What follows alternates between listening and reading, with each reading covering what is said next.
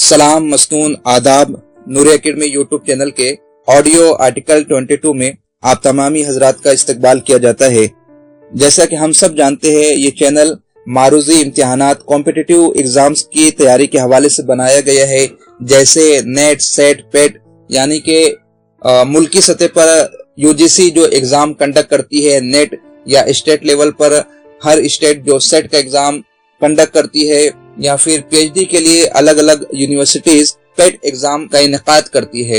तो ओवरऑल उर्दू अदब से ताल्लुक रखने वाले स्टूडेंट्स की रहनुमाई के लिए ये चैनल क्रिएट किया गया है और अल्हम्दुलिल्लाह ताला उर्दू अदब से शगफ रखने वाले मुल्क भर से स्टूडेंट्स इस चैनल को सब्सक्राइब भी कर रहे हैं, लाइक भी कर रहे हैं, अपनी आरा और कमेंट से नवाज भी रहे हैं, साथ ही साथ नए नए लेक्चर्स को हासिल करने के लिए वो जज्बा भी रखते हैं।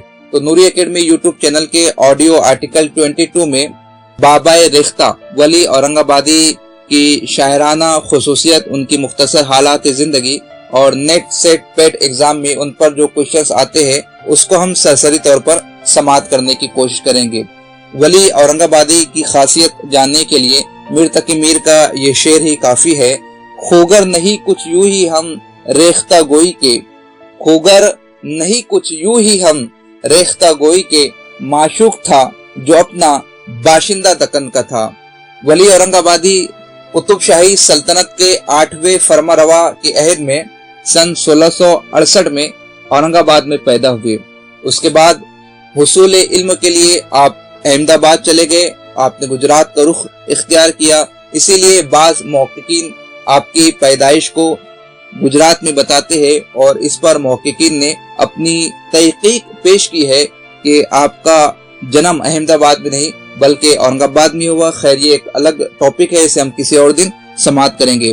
अहमदाबाद में वली औरंगाबादी ने हजरत शाह वजहुद्दीन की खानका के मदरसे में दाखिला लिया और वहां पर अपनी पढ़ाई को मुकम्मल किया। और फिर वली औरंगाबादी ने गुजरात, सूरत और दिल्ली का सफर भी किया। एक तवील अरसे तक वली औरंगाबादी को उर्दू का पहला गजल गो तस्लीम किया जाता रहा है, लेकिन बाद में तहकीक से ये बात सुबूत को पहुंच गई कि उर्दू गजल का आगाज वली औरंगाबादी से पहले हजरत अमीर खुसरू अलैहिर्रहमा से हो चुका था। डॉक्टर वहीद कुरैशी इस बारे में लिखते हैं कि वली से पहले कम से कम गजल के 2 अदवार गुजर चुके थे। इन अदवार के शोरा के कुछ नमूने भी मिलते हैं। पहला दौर हजरत अमीर खुसरू से शुरू होता है जिसमें 10 शोराए किराम है, और दूसरा दौर कुली कुतुब शाह से शुरू होकर मीरा हाशिमी तक 14 शायरों पर मुश्तमिल है। गोया के हम वली औरंगाबादी को अगर पहला गजल गो शायर नहीं मानते हैं, लेकिन कम से कम हमें इतना जरूर तस्लीम करना होगा कि वली औरंगाबादी बाबाए रेख्ता है। उन्होंने गजल की नई शाहरा को मुतय्यन किया है।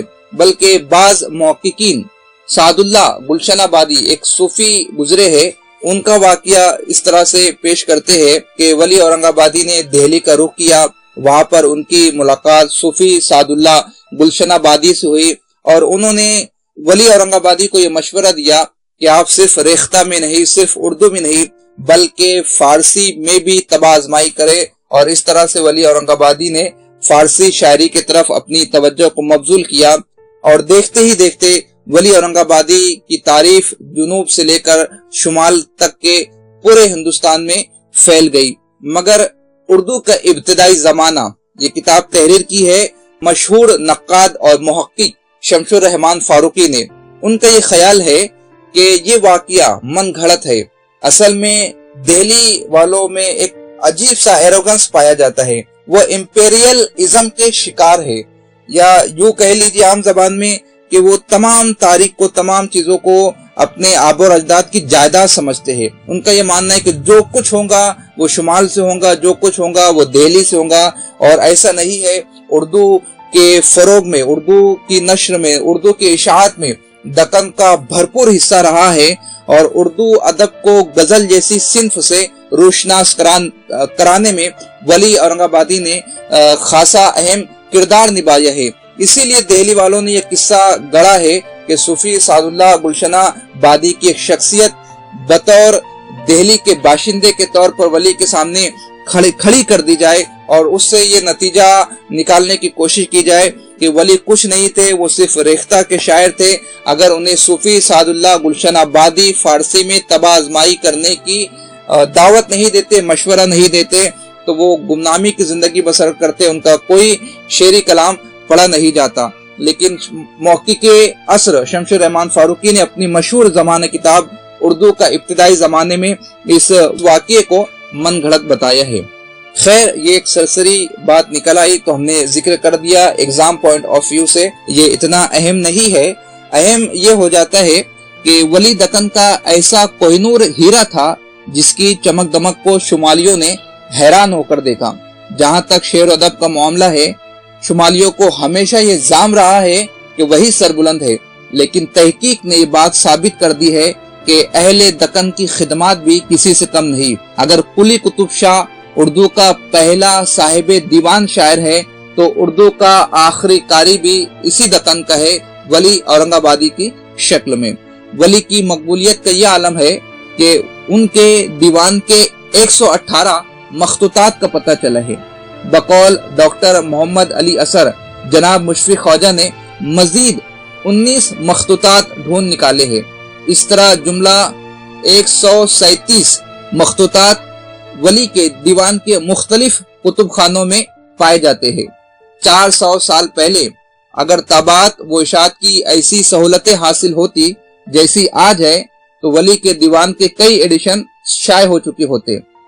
मजमून नवीसी के एतबार से देखा जाए तो हमें वली औरंगाबादी के हवाले से बस यही नुकात याद रखने हैं। वली औरंगाबादी उर्दू गजल का नक्काश अव्वल है, बाबाए रेख्ता है, उर्दू शायरी का बावादम आपको कहा जाता है। बल्कि वली को उर्दू शायरी के साथ वही निस्बत है जो चौसर को अंग्रेजी शायरी के साथ है। वली औरंगाबादी 1650 में औरंगाबाद में पैदा हुए। आपकी वफात के हवाले से भी इख्तिलाफ पाया जाता है। कोई कहता है 1720 में आपका इंतकाल हुआ तो कोई 1725 आपका विसाल साल बयान करता है। आपकी दो मशहूर मसनवी गुजरी है, पहली है मजलिस मंजूम और दूसरी है रौज़तुश शोहदा।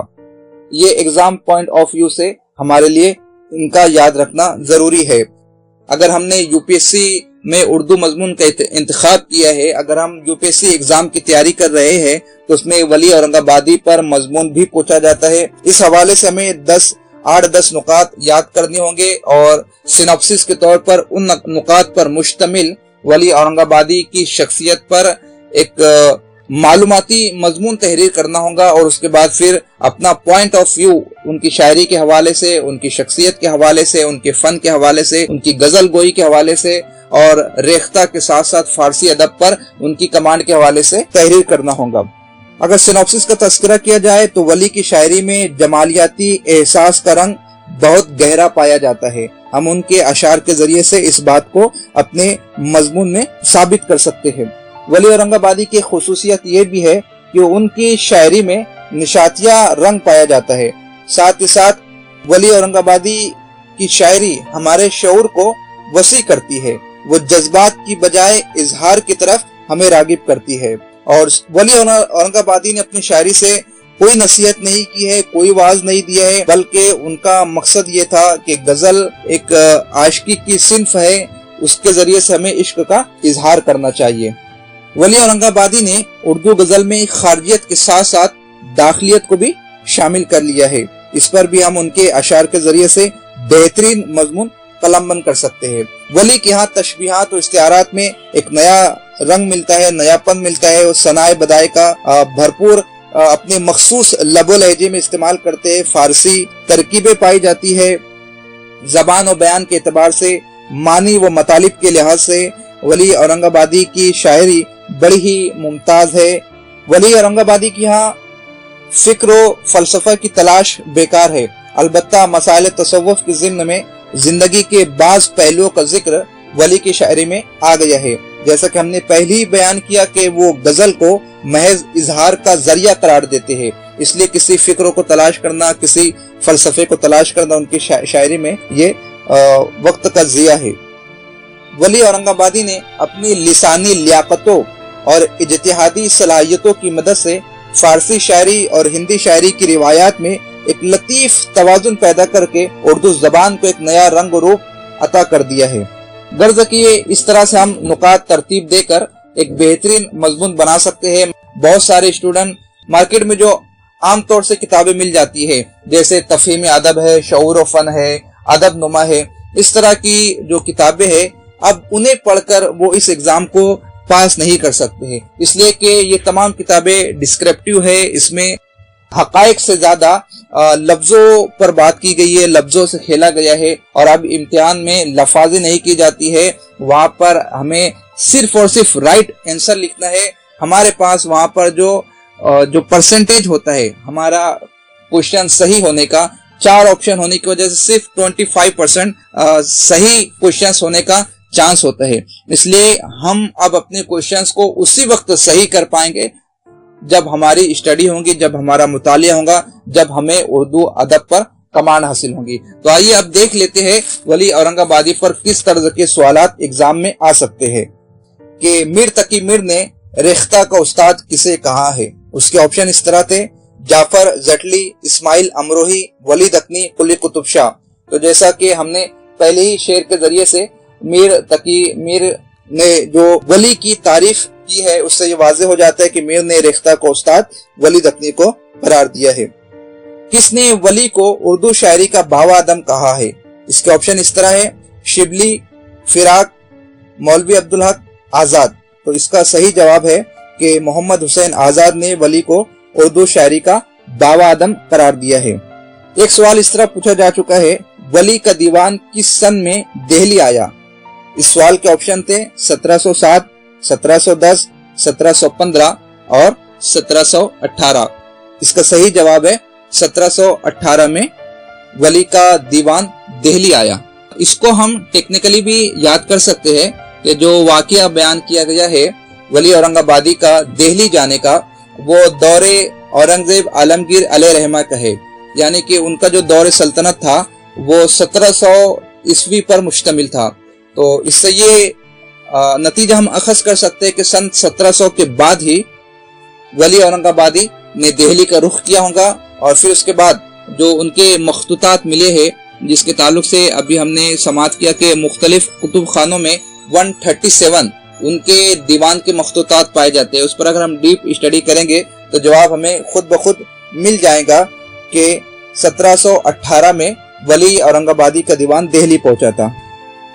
ایک سوال اس طرح پوچھا گیا ان کے ہم عصر شعراء کے حوالے سے کہ درج ذیل میں سے کون سا شاعر ولی دکنی کا ہم عصر نہیں ہے؟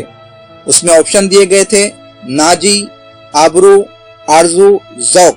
اگر ہم محمود شیروانی کی کتاب پنجاب میں اردو اور نصیر الدین ہاشمی کی کتاب دکن میں اردو، ان دونوں کتابوں کا مطالعہ کرتے ہیں تو یہ جو شعراء کرام کے نام دیے گئے، ناجی، آبرو، آرزو، تو ان کے حالات زندگی سے ہم باخبر ہو سکتے ہیں، اس لیے کہ ان کتابوں میں پنجاب میں اردو، دکن میں اردو، اڑیسہ میں اردو، کشمیر میں اردو، یہ سب ایسی کتابیں ہیں جنہوں نے بہمنی دور حکومت سے لے کر جو 5 مملکت وجود میں آ گئی تھی، برید شاہی، اماد شاہی، قطب شاہی، عادل شاہی، ان تمام سلطنتوں میں جو شعراء کرام پائے جاتے تھے، ان کی حیات و خدمات پر زبردست تبصرہ کیا ہے، تو انہیں پڑھ کر ہم اس سوال کو آسانی سے حل کر سکتے ہیں۔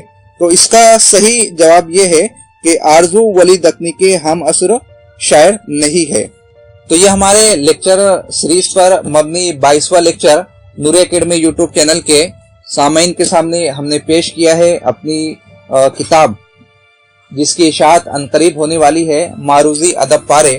اس کا تذکرہ میں نے اس سے پہلے کے لیکچر میں بھی کیا تھا کہ UGC نیٹ سیٹ پیٹ کے حوالے سے یہ کتاب بحمد تعالیٰ میں ترتیب دے رہا ہوں، جس کا 80% کام مکمل ہو چکا ہے۔ مختلف یونیورسٹیوں کے پروفیسر کے پاس یہ کتاب پروف ریڈنگ کے لیے جا چکی ہے، اور چونکہ اب CBSE بورڈ نے نیٹ کا نیا پیٹرن ہمارے سامنے پیش کیا ہے، اس اعتبار سے اس میں کچھ اور چینجز ہونے باقی ہے۔ 400 سے 500 شخصیات پر مشتمل، اردو ادب کی 500 شخصیات پر مشتمل کمپیٹیٹیو ایگزامز کے حوالے سے یہ کتاب ترتیب دی گئی ہے۔